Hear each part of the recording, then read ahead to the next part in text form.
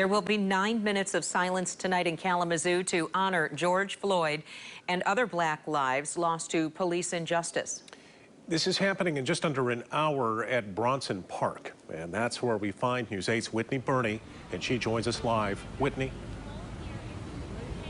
Good evening, Brian and Sue. Yeah, we are here at Bronson Park. As you can see behind me, there's just a couple of people who have started to gather in the last 15 minutes or so. Bronson Park, if you do remember, last year was kind of the epicenter of where we saw a lot of the protests taking place here in Kalamazoo. A lot of these side streets are where we saw those scenes where police were throwing tear gas at protesters, also where we saw a lot of those downtown businesses being destroyed. Organizers are saying that today's event is really the start of the healing process. As we said before, today at 6 o'clock, everyone who comes to this event will participate in 9 minutes of silence. That silence is signifying the amount of time that former officer Derek Chauvin had his knee on George Floyd's neck before he did die. Now, the organizers are expecting about 200 to 300 people to show up this afternoon. We did get a chance to catch up with the organizers beforehand. Take a listen to the message they're hoping people walk away with.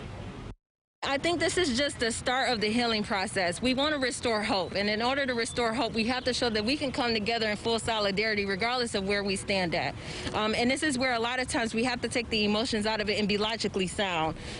We may not like certain things, and we may not like to have those working relationships with certain people, but we have to create those bonds. And if we can, as leaders and advocates of the city, can prove and put ourselves out there on the line and say, hey, we're willing to do this, stand in solidarity with us because we need you. That's what I hope people can walk away with, because it's not going to change overnight, and we have to have a starting point somewhere.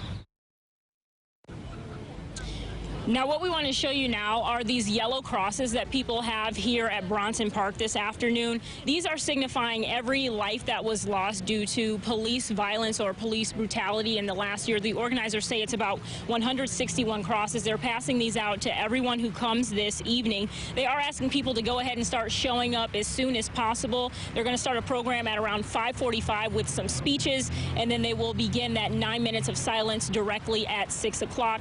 Again, this starts at 6. The program is at 5:45. People are wearing yellow as a sign of hope, and those crosses are as well. Live here in Kalamazoo, Whitney Burney, News 8.